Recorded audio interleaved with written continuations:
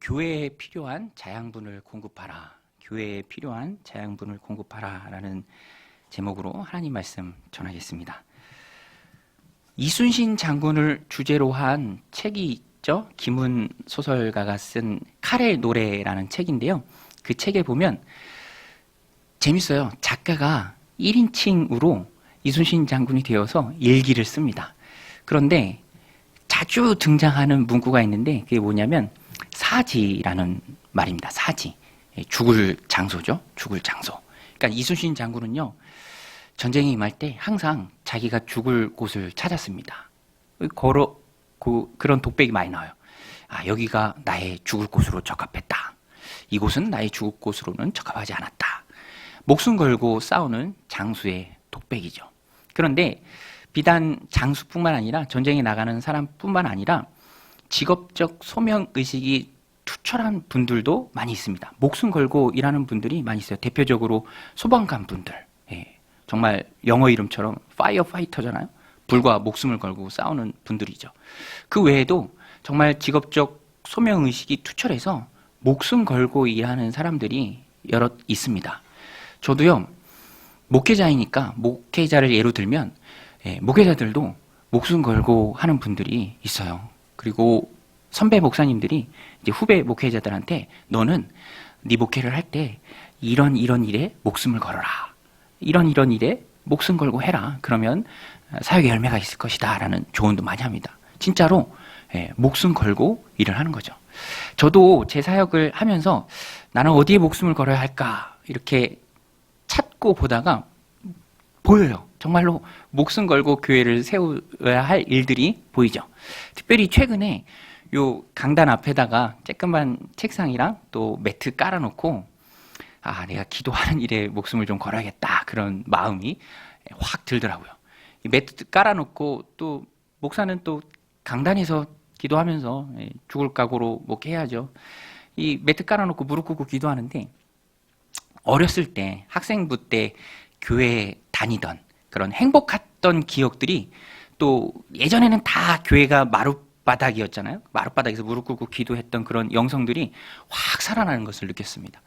근데 대부분의 기억들은 좋은 기억들이에요. 제가 그게 문득 떠오르더라고요. 7월 달로 기억하는데 학생 때였습니다. 7월 달로 기억하는데 부모님 일을 돕고 있었어요. 근데 부모님이 목장을 하시니까 뭐 다른 게 아닙니다. 그냥 우사 치우는 거예요. 막 땀나고 막 더럽고 힘들고 그런 일을 하면서도 그 일을 하면서도 제 마음 가운데 기쁨이 있었어요. 즐거움이. 왜 그랬냐면 그때 7월이었는데 8월에 있을 학생부 수련회를 생각하니까 이 마음이 너무 설레고 좋은 거예요. 함께 모여서 예배하고 또 집회하는 그 자체가 굉장히 큰 기쁨이었죠. 그 당시에는 진짜 은혜가 넘치고 또 믿음의 시대였고 저도 그 시기를 살았죠. 그래서 그 당시에는 그걸 헤아렸어요. 학생부 생활이 이렇게 좋은데 이 교회 생활이 이렇게 기쁜데 내가 얼마나 학생부 생활을 더 할 수 있을까. 그래서 그때가 중3이었는데 중3, 고1, 고2, 고3 와 4년이나 더 할 수 있네 막 그러면서 행복해했죠. 졸업하고는 더 좋았습니다. 청년이 되어서는요. 기동성도 있고 또 하나님 일도 폭넓게 많이 할 수 있으니까 더 좋았어요. 그래서 저는 청년 때 다니던 학교가 좀 멀어서 학교 앞에서 자취를 했는데 월요일부터 금요일까지 학교를 다니는데 신기하게요. 월요일부터 금요일까지 주말이 다가올수록 이 마음이 계속 설레요. 콩닥콩닥 설레요.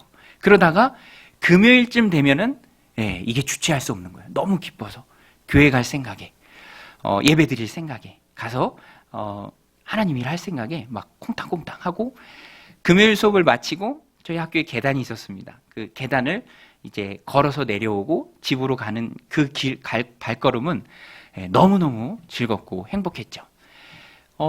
집으로 가는 내내 행복했어요. 제가 영등포에서 버스를 타고 이제 시골 집으로 오는데 영등포가 거의 무슨 환락가였습니다. 소돔과 고모라 같았어요. 이제 그 사이를 뚫고 버스 타고 집으로 오면 금요일 철야 예배부터 행복하고 즐거운 교회 생활이 시작되는 거죠. 금요일 철야 예배, 또 토요일에 이런저런 모임, 청년부 예배, 그리고 주일날 이제 주일학교, 교사를 했으니까. 그리고 또 주일학교 오후 예배, 저녁 예배, 그리고 저녁 예배 마치고 성가대 연습까지. 그걸로서 이제 교회 생활이 이제 마무리되는 거죠. 그러면 주일 저녁 예배 마치고 성가대 연습으로 주일이 끝나는데 그 시간이 그렇게 아쉬울 수가 없었습니다. 마치 뭐 지금은 없어진 프로그램이지만 개그 콘서트에서 직장인들이 그 개그 콘서트 끝나는 그 시그널 음악이 있잖아요. 그러면 이제 다시 시작이다 막 그러는 것처럼 저에게 있어서는 행복한 시간들이었죠. 교회 시기를 떠올리면, 그 시간을 떠올리면 다 행복한 시간이었습니다. 즐거운 시간이었고 기쁜 시간이었죠. 그래서 교회 생활을 떠올리면 그 찬양이 생각나요. 이게 많은 분들이 그 신호 통화음으로 쓰는 건데 행복이란 찬양이죠. 들어보셨나요? 행복, 행복이라오. 여러분, 교회 생활은 행복인 줄로 믿습니다. 할렐루야. 교회 생활이 행복이죠. 얼마나 즐겁습니까? 교회 생활은요, 행복해야 하고요, 행복한 것이 교회 생활이 돼야 마땅하다라는 것입니다. 교회는요, 소중한 곳입니다. 주님이 목숨을 주고 사신 그 모임이 바로 교회예요. 교회된 저와 여러분들의 모임이죠. 그 안에 생명이 있고요, 그 안에 소망이 있다라는 것입니다. 교회는 영혼 구원의 방주죠.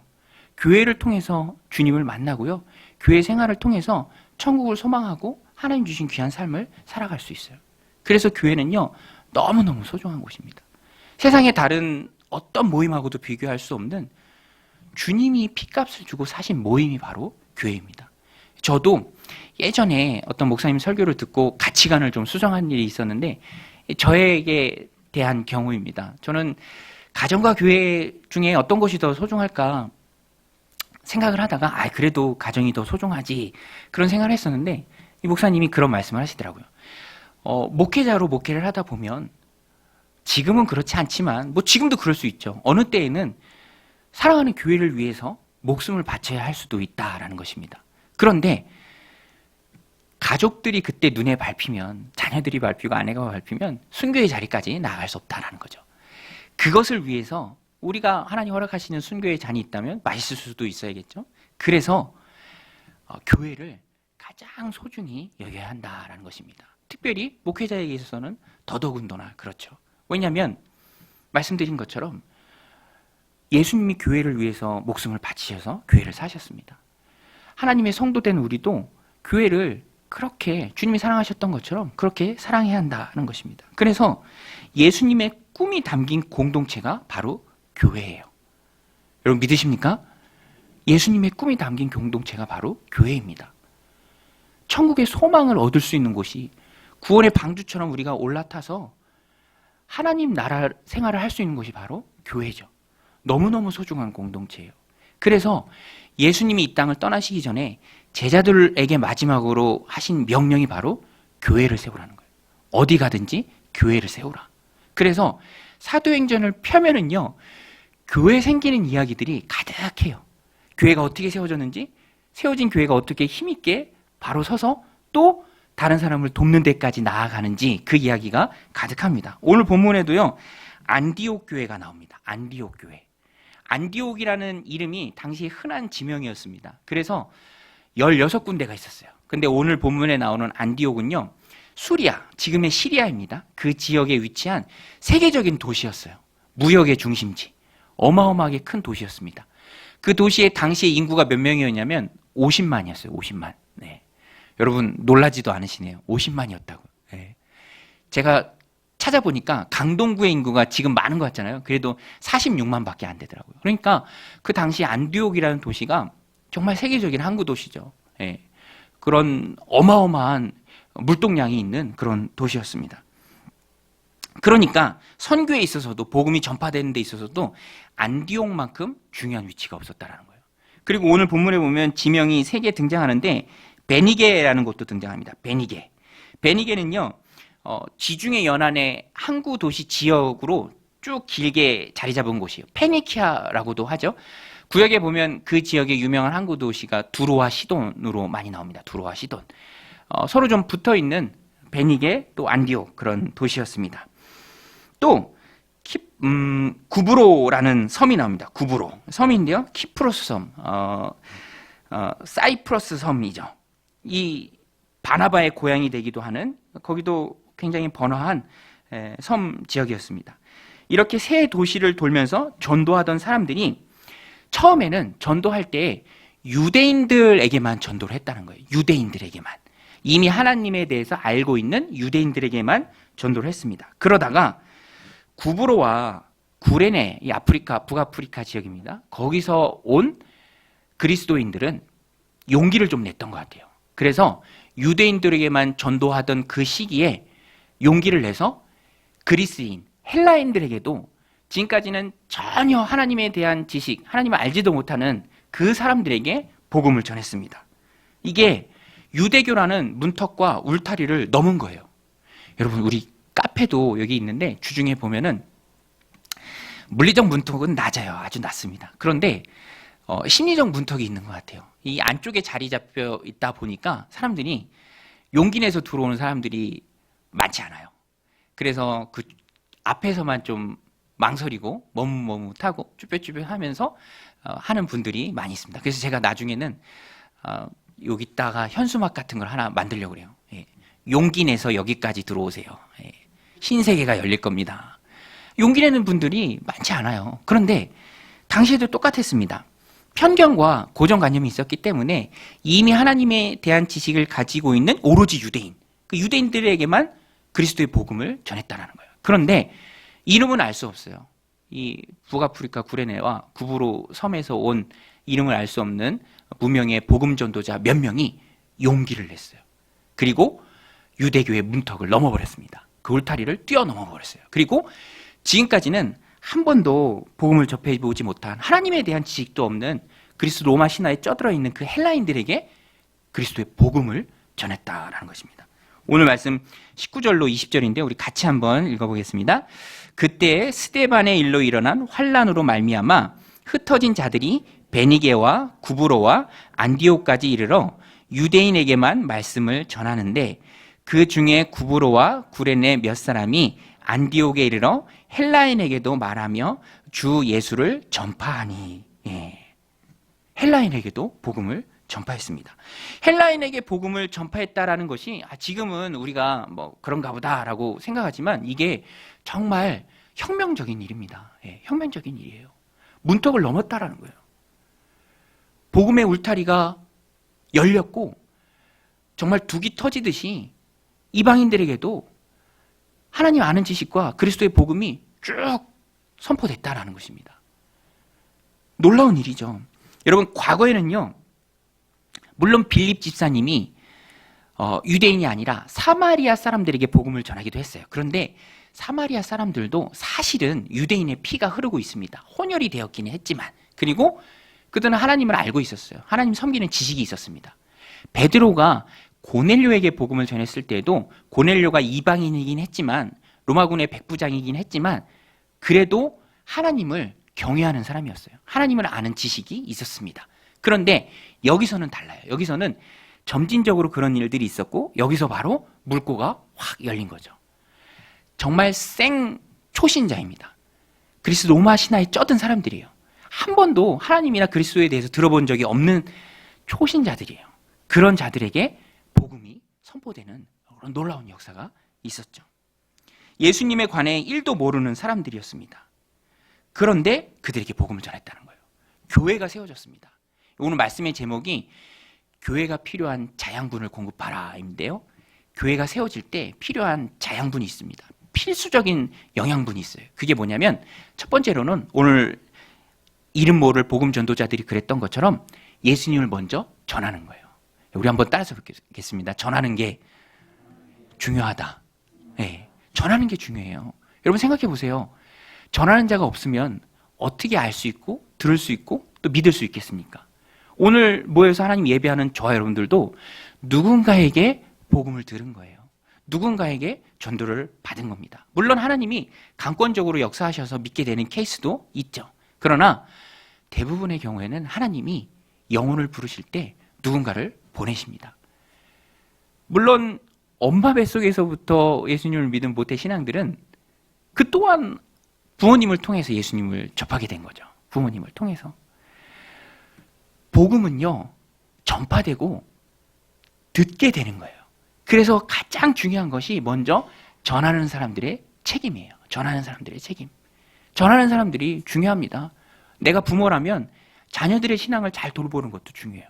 저도 그 어머니께 감사한 것 중에 한 가지가 제 중학교 때 어설프게 학교에서 배우고 또 교회에서 어떤 시험 되는 일도 있고 그래서 밥 먹는 중에 교회를 좀 멀리 하는데 밥 먹는 중에 엄마한테 그랬어요. 어머니가 하도 교회 가라 교회 가라니까 어머니한테 어머니 우리나라는 종교의 자유가 있어요. 강요하지 마세요. 이렇게 얘기했다가 뭐가 막 날라오고 막 종교의 자유는 교과서에만 있구나. 그런 거를 느끼는 경험들이 있었죠. 지금 생각해 보면 고맙죠. 믿는 자의 책임이라는 게 있습니다. 믿는 자의 책임.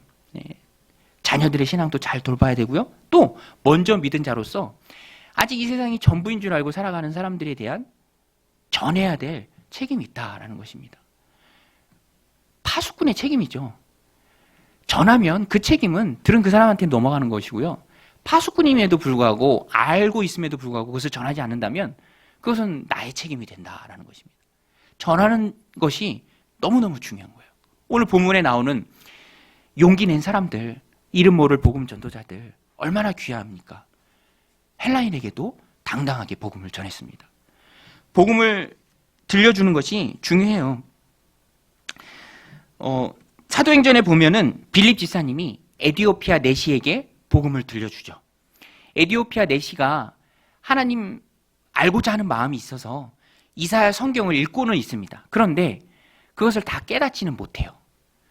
그때 성령의 감동을 받고 성령님 말씀하심에 순종해서 빌립 지사님이 에디오피아 내시가 있는 마차까지 가서 성경을 읽고 있으니까 에디오피아 내시에게 빌립 지사님이 말하잖아요. 읽는 것을 깨닫느뇨.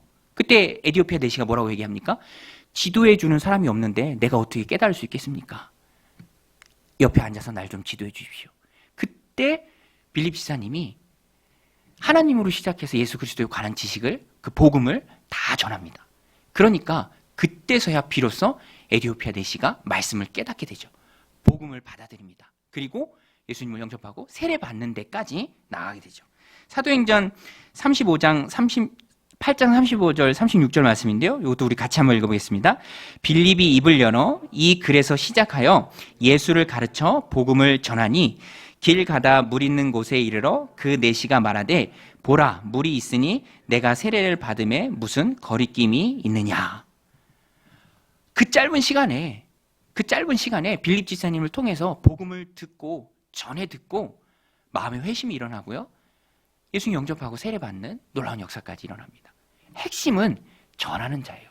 복음을 전하는 자입니다. 전하는 게 너무너무 중요합니다. 사실 우리는요, 순간순간 하나님의 말씀을 잘 들어야 돼요. 여러분 믿으십니까? 하나님이 나를 향한 놀라운 계획과 뜻을 가지고 계시고요. 우리는요, 하나님의 음성을 잘 들어야 돼요. 오늘 본문에 나오는 이름 모를 복음 전도자들도 성령님이 감동하셨겠죠. 그 음성을 듣고 믿음으로 따랐습니다. 예루살렘 교회도요, 그렇게 헬라인들이 모여서 안디옥 교회를 시작하니까 그것을 귀히 여기고 여기에 하나님이 뜻이 있나 보다라고 생각하고 바나바를 그들에게 파송을 해요. 그 교회를 도와줍니다.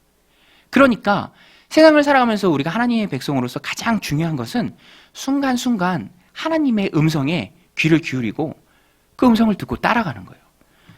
제가 가장 오래된 교회라는 책을 요즘 읽고 있는데요. 목사님이 쓰셨는데 목사님 책에서 그런 얘기를 해요. 목사님들한테 자기가 어떤 부탁을 하냐면 비전을 갖지 말라라고 부탁을 한대요. 비전을 갖지 말라. 네. 그런데 우리가 그동안 들었던 것하고 좀 맞지 않죠? 우리는 비전을 가지라라고 말하잖아요. 그런데 가만히 보면 비전을 갖고 꿈을 꾸고 계획을 세우는데 어떤 면에서는 그게 하나님의 비전이 아니라 자신의 비전이라는 거예요. 심한 말로 얘기하면 자신의 야망을 비전으로 포장했다라는 것입니다. 하나님의 계획, 하나님의 꿈, 하나님의 비전이 돼야 하는데 자기가 자기 나름의 비전을 세우고 꿈과 계획을 세우면 어느 순간 거기에 매이게 된다는 거예요. 이것이 나의 비전이고, 그런데 하나님께서는 순간순간 우리를 이끄시고 말씀을 하시거든요.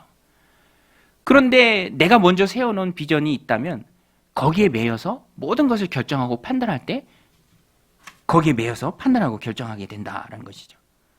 오늘 본문에도 보면 베드로나 다른 사도들이 자기들의 편관과 고정관념 속에 함몰되어 있었다면 복음이, 하나님의 뜻은 복음이 이방인에게 전해지는 것입니다.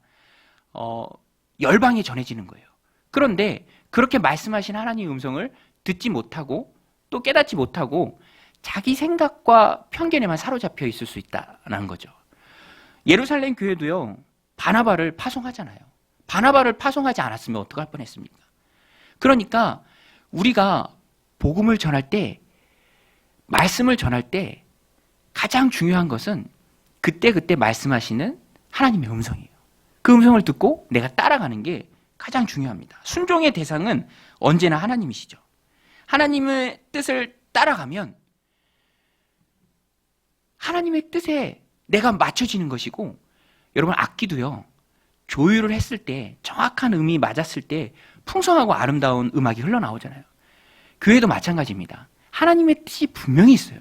그러면 교회가 귀를 쫑긋 세우고 오래도록 기도하면서 하나님의 뜻을 찾고 그것을 붙들었을 때 아름답고 놀라운 하나님의 사역들이 일어나는 것입니다. 여러분 야구선수도요, 공이 날아올 때 배트에 정확히 맞으면 그런 얘기 하잖아요. 손에 아무 느낌이 없다. 그런데 공은 쭉 뻗어서 날아간다. 마찬가지입니다. 신앙에 있어서도 중요한 것은 나의 시선, 나의 초점, 그것을 다 내려놓고 하나님의 뜻에 맞추는 것입니다. 그러면 거기서 놀라운 역사가 일어나는 거예요. 여러분 오늘 본문에도 보세요. 하나님의 뜻에 교회가 맞춰졌을 때 놀라운 역사가 일어났습니다. 오늘 말씀 21절인데요. 우리 같이 한번 읽어보겠습니다. 주의 손이 그들과 함께 하심에 수많은 사람들이 믿고 주께 돌아오더라. 할렐루야. 수많은 사람들이 믿고 주께로 돌아오는 놀라운 역사가 주님의 손이 그들과 함께 했을 때 일어났다. 언제 주님의 손이 그들과 함께 하느냐? 언제 주님의 손이 그들을 돕는가? 하나님의 뜻에 맞춰졌을 때.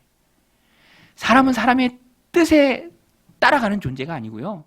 특별히 하나님의 백성된 우리는 내 인생을 선히 이끄시는 그 하나님의 뜻을 또 교회도 발견해야 합니다. 그러면 딱 맞춰지면 조율이 되듯이 방망이의 공이 정확히 맞듯이 거기서 놀라운 폭발적인 하나님의 놀라운 역사가 있습니다. 편견은요, 극복의 대상이죠. 우리는 자꾸만 어떤 때에는 내 생각을 앞세워서 편견을 따라서 일할 때가 많이 있는 것 같아요. 아, 저 사람은 얼굴 생김새를 보니까 좀 믿을 만한 사람인 것 같다. 저 사람은 절대 안 믿을 것 같은데. 근데 이게 다 편견이에요. 복음 전도자들이 유대인에게만 복음을 전했습니다. 그러나 성령의 음성에 순종해서 용기를 내서 그 울타리를 넘어서 헬라인에게도 복음을 전했을 때 거기서 이방인 교회가 시작된 거예요. 여러분 안디옥 교회가요, 이후에는요 예루살렘 교회를 뛰어넘는 선교 중심적인 교회로 발돋움합니다. 정말 힘있게 세워져요. 오늘 본문에도 나오는데 나중에는 예루살렘 교회를 돕는 데까지 나아갑니다. 이방인 중심의 안디옥 교회가. 그런 놀라운 역사가 하나님의 뜻이고요. 그 뜻에 맞춰져서 일했을 때 그런 놀라운 일이 있었다는 것입니다. 오늘 말씀의 제목이 교회가 필요한 자양분을 공급하라인데요. 그 첫 번째 자양분은 복음을 전하는 거예요. 특별히 편견에 얽매이지 않는 복음 전하는 것. 오늘 이 말씀을 마음에 새기고 열심히 복음 전해서 교회를 힘있게 세워나가는 저 여러분들이 다 되시기를 주님의 이름으로 축복합니다. 구브로와 구레네 출신의 복음 전도자의 편견 없는 복음 전파로 인해서 안디옥 교회가 세워졌습니다. 그리고요, 이 안디옥 교회는 정말로 많은 최초의 이방인 교회로서 헬라인들이 모여서 이제 막 세워져 가고 있는 교회가 되었습니다. 많은 사람들이 주께로 돌아왔죠. 최초의 이방인 교회가 된 거예요. 이 소문이 예루살렘에 있는 예루살렘 교회까지 퍼졌어요. 예루살렘 교회는요, 이 소문을 듣고 바나바를 안디옥으로 파송합니다. 바나바가 거기 가서 직접 보니까 와, 정말 놀라운 일들이 있는 거예요. 이 헬라인들이 예수님을 믿었어요. 복음을 받아들였습니다. 하나님의 자녀가 되어서 교회를 이룬 거예요. 은혜가 충만했습니다. 그것을 바라보는 바나바도 기쁨이 있었죠. 그리고 지금은 이렇게 행복하고 즐겁지만 너희들에게도 언제든 믿음의 시련이 찾아올 수 있다. 이 로마 황제 치하에서 믿음의 핍박이 올 수도 있다. 그때도 항상 믿음 가운데 머물러 있으라라고 권합니다. 그 말씀이 오늘 22절로 23절인데요. 우리 같이 한번 읽겠습니다. 시작. 예루살렘 교회가 이 사람들의 소문을 듣고 바나바를 안디옥까지 보내니 그가 이르러 하나님의 은혜를 보고 기뻐하여 모든 사람에게 굳건한 믿음으로 주와 함께 머물러 있으라 권하니. 바나바가 그렇게 했습니다. 여러분, 그런데 멀리 떨어져 있습니다. 안디옥 교회랑 예루살렘 교회는 멀리 떨어져 있어요. 멀리 떨어져 있음에도 불구하고 안디옥 교회가 바나바를 예루살렘 교회가 바나바를 안디옥 교회, 이방인 교회까지 파송한 이유가 무엇입니까? 그것은요, 안디옥 교회에 대한 책임감을 이 예루살렘 교회가 가지고 있었기 때문이에요. 예루살렘 교회는 정말 말 그대로 처음 생긴 교회예요. 그리고 그 교회의 주축은 사도들입니다. 예수님의 제자들이에요. 그러니까 예루살렘 교회는 이제부터 시작되는 모든 교회의 모교회라고 할 수 있죠. 신생 교회에 대한 거룩한 책임감을 예루살렘 교회는 가지고 있었어요. 그래서 바나바를 파송합니다. 여러분, 우리 강동 정윤교회도요, 아시겠지만 하나님에 있는 정윤교회에서 그 지원 속에서 세워진 교회예요. 그리고 지금도 지원 속에서 세워져 가고 있습니다. 우리 상가 3층이잖아요. 상가 3층 중에서 가장 많은 면적을 가진 곳이 바로 우리 교회예요. 교회가 가장 큽니다. 그래서 근데 그렇게 큼에도 불구하고 특별히 월세나 그런 것은 내주고 있지 않았어요. 지원을 받고 있기 때문에. 그러니까 너무너무 감사하고 또 좋죠. 그래서 어떤 의미에서 우리 강동정교회는 교회가 자립하기가 너무너무 힘들거든요. 그런데 우리 강동정교회는 세워지면서부터 자립한 교회라고 할 수 있습니다. 할렐루야. 교회가 교회를 개척하는 게 옳아요. 그것이 성경적 방법입니다. 그래서 예루살렘 교회도 바나바를 파송해요. 바나바도 초대교회에서 가장 중요한 인물 중에 한 명인데요. 바나바는요, 너무너무 탁월한 사람입니다.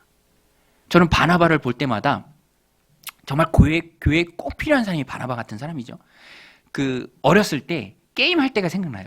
아이들이랑 뭐 축구가 됐든 비석치기가 됐든 말뚝박이가 됐든 무슨 게임이든지 간에 팀을 나눌 때 자기와 실력이 비슷한 사람이 짝이 돼서 가위바위보를 하죠. 이긴 팀, 진 팀. 그리고 이긴 팀, 진 팀 모여라 하면서 구성원들을 봅니다. 그때 탄성이 나오기도 해요. 졌네. 구성원들 보니까. 반면에 정말 탁월한 사람이 있어요. 그러면 야, 이겼다. 이번 게임 우리가 이겼다. 그런데 바나바는요, 항상 사람들한테 그런 인정을 받는 사람이었어요. 바나바 성공. 이 거의 공식과 같습니다. 바나바는요, 그만큼 성품이 좋은 사람이었고요, 믿음과 성령에 충만한 사람이었어요. 예루살렘 교회가 교회에 꼭 필요한 그 바나바를 안디옥 교회로 파송을 해요. 바나바는요, 어떤 의미에서는 사도 바울보다도 위대한 사람입니다. 사도 바울을 이끌어준 사람이에요. 그가 회심했을 때 예루살렘에 있는 사도들은 사울의 회심을 믿지 않았습니다. 그래서 그냥 그대로 역사의 뒤안길로 사라질 수도 있었어요. 그런데 바나바가 나서서 사울의 회심이 진짜였다는 것을 사도들에게 말하고 사울의 회심을, 그것이 진짜임을 보증합니다. 그러니까 바나바는요, 정말 대단한 사람이죠. 그 바나바가 안디옥에 갔을 때에도 놀라운 일이 있었습니다. 우리 11장 24절인데요. 같이 한번 읽겠습니다. 시작. 바나바는 착한 사람이요 성령과 믿음이 충만한 사람이라. 이에 큰 무리가 주께 더하여지더라. 할렐루야. 저는요, 오늘 우리 믿음의 공동체 교회 안에 이런 바나바와 같은 사람들이 저와 여러분들이 되기를 소원합니다. 그리고 하나님께서 바나바와 같은 사람들도 많이 보내주시기를 소원해요. 바나바는요, 교회에 정말로 꼭 필요한 사람입니다. 보세요. 착한 사람이고요, 성품이 좋은 사람이고요, 성령과 믿음이 충만한 사람입니다. 그랬기 때문에 큰 무리가 주께 더해지는, 물론 그 이면에서 역사하신 분은 하나님이시고요, 근데 하나님이 이런 바나바를 쓰셨다라는 것입니다. 그리고 바나바는요, 한 가지 또 중요한 일을 하는데, 안디옥 교회가 성장하고 있습니다. 그런데 정말 특별한 해안이 있었는데 이렇게 성장하는 교회에서 꼭 필요한 사람은 나도 필요하지만 나보다 더 이 교회에 필요한 사람은 바울이다. 이것을 깨달아요. 그리고 안디옥에서 다소, 지금의 터키 지역이죠. 그 다소에 은둔하고 있었던 사울을 사역의 전면으로 이끌어줍니다. 자기가 가서 찾아와서 안디옥 교회에서 둘이 함께 사역을 해요. 그런데 여러분 이게 정말 놀라운 결정이에요. 사심이 없습니다. 사심이. 예. 어떻게 보면은 예루살렘 교회의 위임을 받고 안디옥 교회 단임 목회자로서 사역하는 바나바가 그 단임 목사직을 자기보다 더 필요한, 교회에 필요한 더 나은, 월등한 사도 바울에게 위임하는 역할을 하는 것이죠. 그러니까 이렇게 정직하게 교회를 세워가는데 교회가 부흥하지 않을 수 없죠. 저도 이런 강동 정육교회 지원을 받는 정육교회, 하나님의 정육교회에서 지원을 받는 그런 특별한 은혜와 혜택을 입었잖아요. 그래서 저도 마음에 그런 거룩한 부담감이 있습니다. 하나님 은혜 주시면 우리도 작지만 연약하지만 다른 교회를 돕는 일에 나가야겠다. 그런 마음이 있죠. 교회가 교회를 돕는 것이죠. 바나바는 그 마음이 투철했습니다. 사심이 1도 없었어요. 교회가 세워지는 게 오직 중요했다는 것입니다. 사도 바울도 그렇게 바나바가 이끌어준 사도 바울도 그 마음에 평생에 사무치는 마음은 교회에 대한 걱정이었습니다. 교회가 든든히 서가기를. 고린도후서 11장에 보면은 그가 복음 전할 때 겪었던 많은 어려움과 고난들이 쫙 열거되어 있습니다. 40에 하나 가만대를 몇 번을 맞고 바다 위험, 강도의 위험, 강의 위험, 동족의 위험들 그런 수많은 위험들이 있었지만 목숨을 잃을 위기가 많이 있었지만 그런 고생은 고생도 아니다. 그런 것은 고사하고 아직도 내 마음에 눌리는 게 있는데 그게 뭐냐면 교회에 대한 염려라는 거예요. 교회에 대한 염려. 바울도 교회에 대한 그런 무한 책임감이 있었습니다. 우리 28절 고린도후서 11장 28절 29절인데요. 우리 같이 한번 읽겠습니다. 시작. 이 외의 일은 고사하고 아직도 날마다 내 속에 눌리는 일이 있으니 곧 모든 교회를 위하여 염려하는 것이라. 누가 약하면 내가 약하지 아니하며 누가 실족하게 되면 내가 애타하지 아니하더냐. 바울이 이런 마음을 가지고 있었습니다. 누가 약해졌어요. 그러면 자기도 약해지는 거예요. 누가 애타는 일이 있으면 자기도 함께 애타하는 거죠. 함께 울고 함께 웃는 마음이 그런 무한 책임감이 바울에게 있었습니다. 여러분 교회 성장에 가장 필요한 자양분은요 성도의 책임감입니다. 여러분 믿으십니까? 교회는요 성도의 희생을 먹고 자라가요. 그래서 교회 주님 일에 헌신하고 책임감 있게 나서는 모습이 너무너무 중요합니다. 교회 성장에 희생이 숭고한 가치가 돼요. 부모와 자녀의 관계도 그렇죠. 부모가 자녀를 위해서 희생하고 그 자녀를 잘 키워낼 때 그 자녀가 온전하게 성장하는 거잖아요. 저도 어렸을 때 많이 들었고 지금도 많이 하는 말인데 야 너희들 먹어라. 엄마 아빠는 너희들 입으로 들어가는 것만 봐도 배가 부르다. 세상에 이런 거짓말이 어디 있어요, 그죠? 나도 먹어야 배가 부르는데, 그죠? 너희들 먼저 먹어라. 다 부모의 마음이 그와 같죠. 부모의 마음입니다. 그때 자식을 위해서 희생하지 않는 부모는요, 여지없이 그 자녀가 힘든 모습을 봅니다. 희생할 때 온전하게 자랄 수 있다는 거예요. 부모의 희생을 먹고 자라는 게 바로 자녀들이죠. 저도 말씀을 준비하면서 몇 년 전에 있었던 일이 기억났는데 안경이 부러져서 AS 받으려고 안경점에 맡겼습니다. 일주일 걸린대요. 그럼 이참에 그냥 스페어 안경 튼튼한 거 하나 해야겠다 하고 이렇게 보는데 이상하게 나이가 들어서 안경점에 가면 그 사장님들이 항상 비싼 거를 권해줘요. 비싼 거를. 근데 신기하게 비싼 걸 또 쓰면 딱 좋아요. 가볍고 야 이렇게 좋은 안경이 있다니 이게 내 안경이네. 그래서 권해주는 거 비싼 거 써봤는데 그냥 안경이 저한테 그렇게 얘기하는 것 같아요. 날 어서 사. 날 어서 가져가. 근데 제가 그 가격이 좀 부담돼서 비싸서 사지 못하고 내려놨습니다.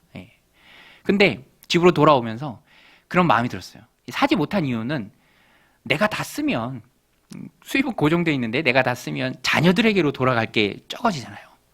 그런 마음 때문에 내려놨는데 근데 그런 마음이 들더라고요. 뭐 아쉽거나 그런 마음보다도 당연하다. 그리고 희생과 헌신할 수 있는 대상이 있다라는 게 기쁘다.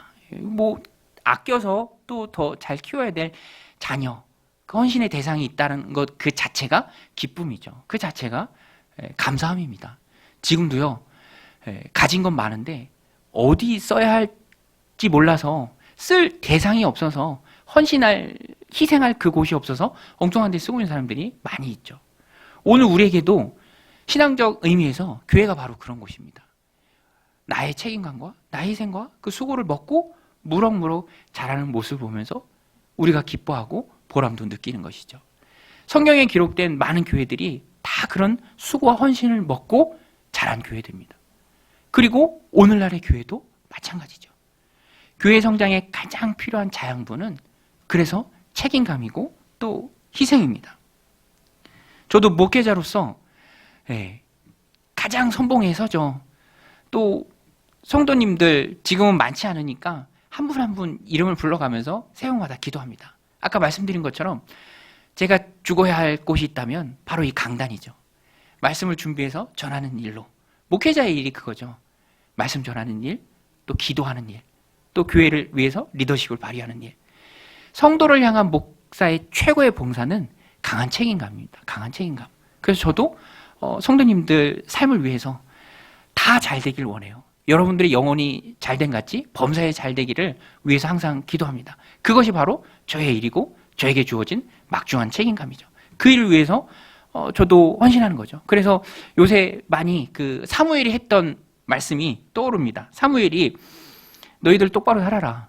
그리고 나도 너희를 위해서 기도 쉬는 죄를 범치 않겠다라고 단언을 합니다. 우리 사무엘상 12장 23절 같이 한번 읽겠습니다.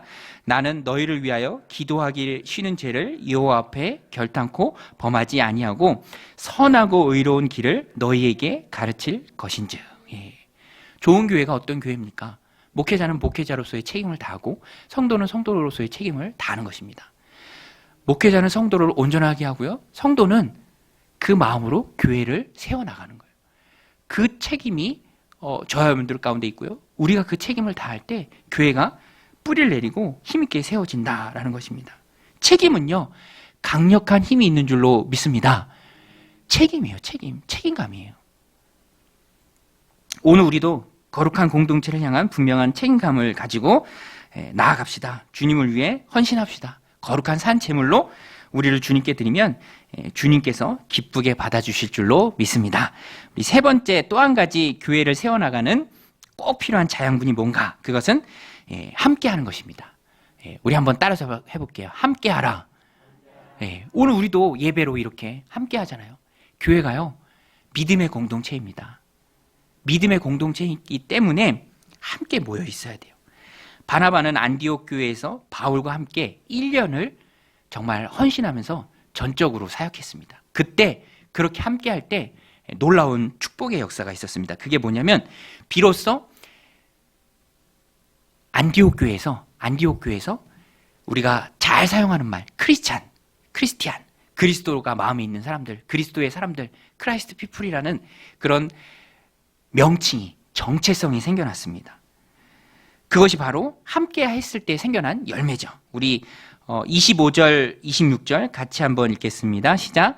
바나바가 사울을 찾으러 다소에 가서 만남에 안디옥에 데리고 와서 둘이 교회에 1년간 모여 있어 큰 무리를 가르쳤고 제자들이 안디옥에서 비로소 그리스도인이라 일컬음을 받게 되었더라.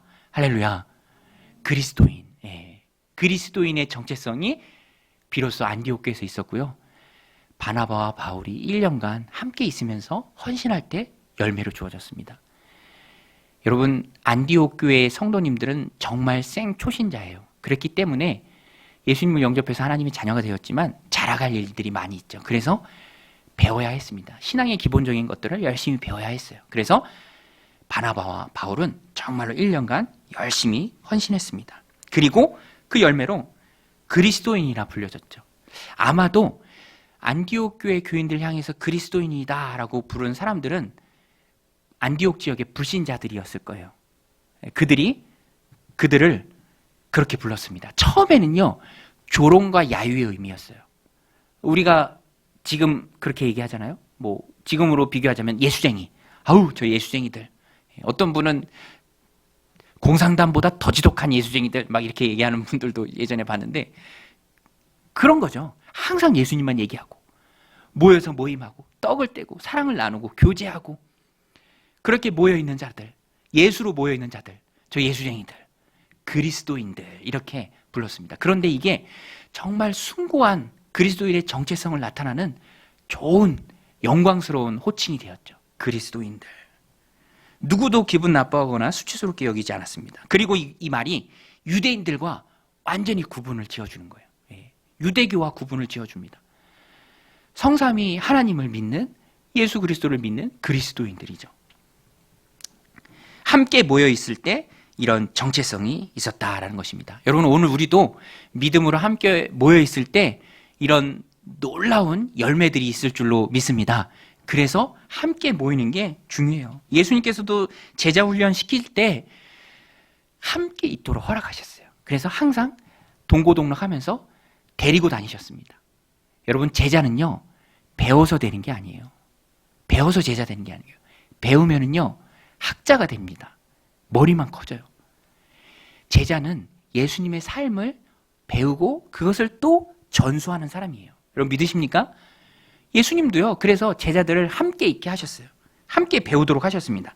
마가복음 3장 14절 15절 말씀인데요, 우리 같이 읽겠습니다. 시작. 이에 12를 세우셨으니 이는 자기와 함께 있게 하시고 또 보내사 전도도 하며 귀신을 내어 쫓는 권능도 가지게 하려 하심이러라. 보세요. 자기와 함께 있게 하시고, 그 이유는 보내서 전도도 하고 또 귀신을 내어 쫓는 권능도 가지게 하기 위해서. 그래서 베드로를 비롯한 12제자는 예수님과 함께 하면서 많이 배웠습니다. 배움으로 제자가 되었어요. 그리고 베드로가 다비다를 살려낼 때, 예수님처럼 다비다를 살려낼 때 예수님이 하셨던 그 방법 그대로 합니다.